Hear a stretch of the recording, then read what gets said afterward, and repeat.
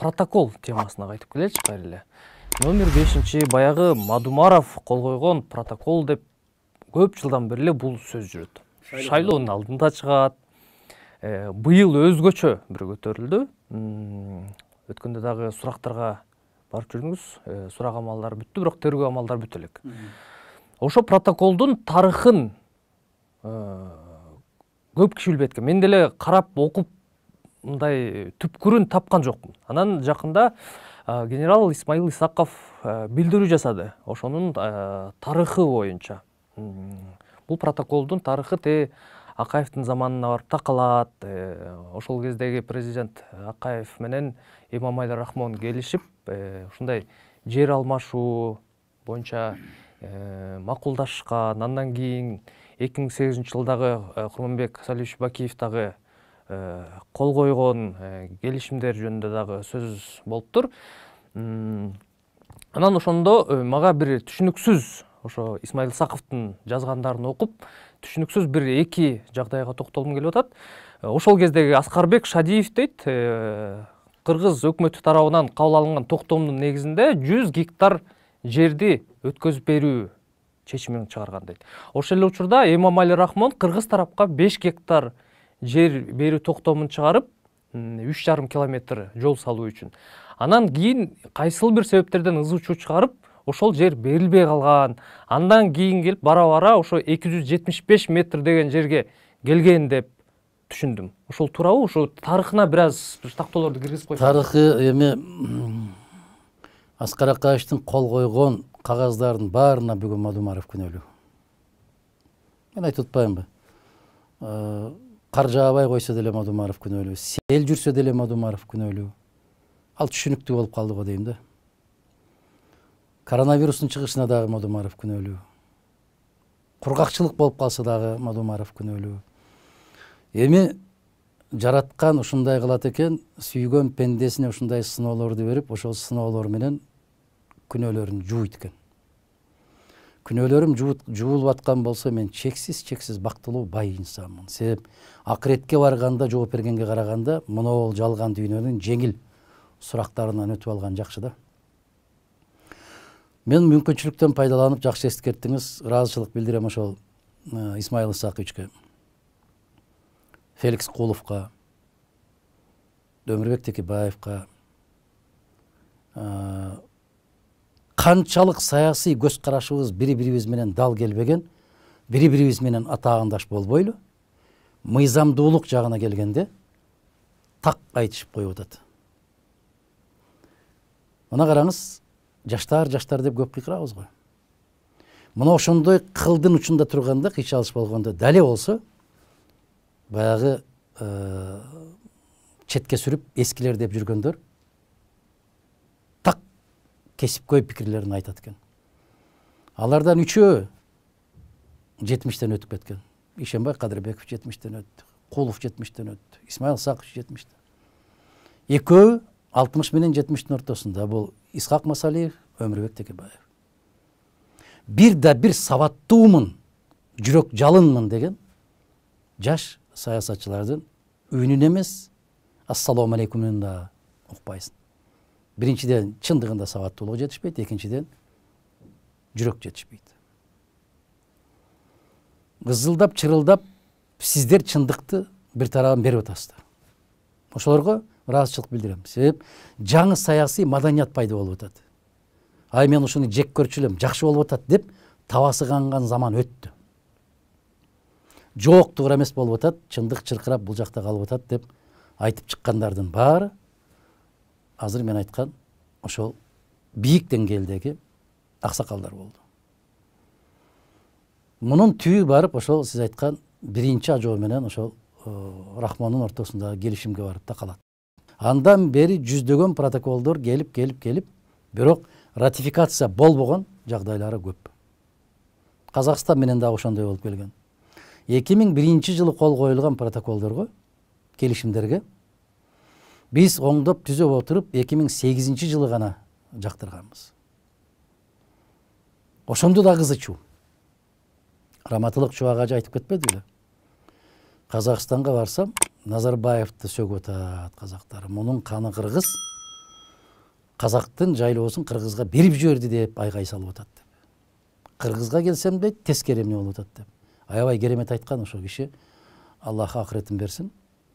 Ошол сыяктуу эле бул 275 метр деген жер бул биринчиден биздин Кыргызстандын картасынан бирөө көрсөтүп берсин. Бул жана сиз айткан шайлоо мезгилиндеги чоң курал. Улуу инсандардан бирөө айтканда, жалган канчалык апыртма болсо эл ошончолук тез ишенет деген. Бул фашизмдин идеологиясын түптөгөн инсандардын чыгарган ыкмасы. Канчалык адамдын ишеними барбай турган нерсе болсо эл ошончолук ишенет. Тилекке каршы ушундай жаралган. Эми ал жер ошол талаш деген макамдагы турган жерди бизден акылдуу инсандар кийинки муун келмейинче биз ушул жерди пайдаланып турабыз. Талаш макамы кала берет. Биринчиден ал жумушчу жолугушуунун протоколу. Ал эч кандай юридикалык күчкө эмес. Бирок азыркы сабатсыз заманда ошону бетке такады деп атпадыбы? Кыйкырып. А көрсө аны эмес башка протоколду бетке такаган экен го. Мен өткөндө ошол чуу чыгаардын алдында сиздин бир кесиптешиңизге интервью берип атып айттым эле. Ар бир киши пейилинен табат. Ниетине жараша болот. Башта 40 жылда келсе, азыр 40 саатка келбей, айланбай башына келип калып атат дедим эле. Тооба келтирип айтайын, заматта мына ол нерсе чыгып. Кечиресиз. Бетке такабады деп аткан ал номер 4-5 протокол эмес, башка протокол болуп атат ушунда, э? Ошондо башка протокол экендиги кечеки окуялар көзгө көрсөтүп коюп атпайбы? Кече мен эки тараптуу болгондогу сүйлөшүүлөрдөн улам өзүмдүн чыгарган жыйынтыгымды айтып атпайбы? Көрсө өткөн жылы майдагы келишим жөнүндө сөз болуп атыптыр. Ал 2009 жылкы маселе эмес экен. Анда маселе жок эч кандай. Эми ушул 40 саатта кайра айландырып келип ак кара кылып бөлүп коюп атпайбы жараткандын өзү. Жараткан баарын билүүчү, угуучу, көрүүчү дейт. Теңдеп таразалап коюучу улуу зат. Аны фейк менен да алдай албайсың. Ага акча берип дагы чечимди өзгөртө албайсың. Ошондуктан бул 5-чи протокол 2011 жылы жана генерал Исаков жазып аткандай бул ажатка кеткен кагаз. 2011 жылы. 22 жыл болсо 11 жыл өттү. Ал жок, бүттү, кетти, жабык. Эми ошону ар шайлоо сайын көтөрүп чыгып аткандыгы бул кыргыз бийлигинин айбиринде болсун. Шекспир эмне дедиле? Асман канчалык тунук болсо, булут ошончолук караңгы болуп көрүнөт.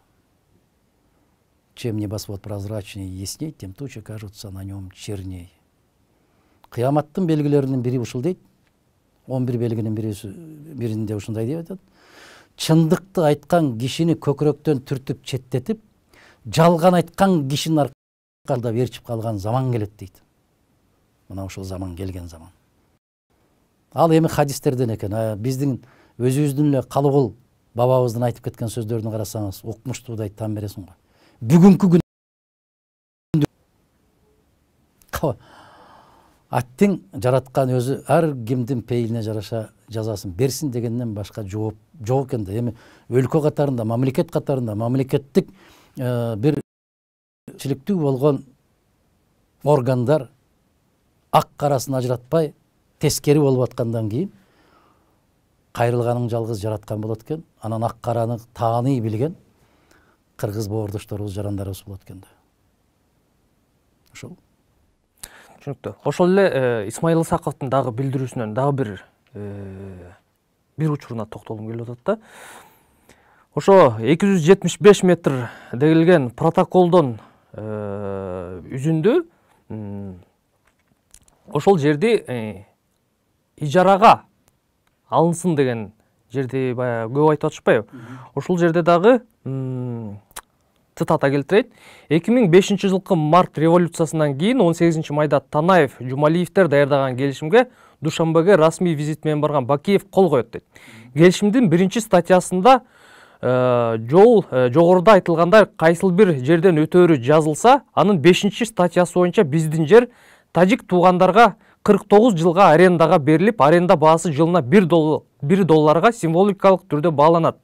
Алардын 3,5 километри аянты болгону 5 гектар жери дагы бизге 49 жылга арендага берилип, жылдык аренда баасы биздикиндей эле $1 бааланат дейт.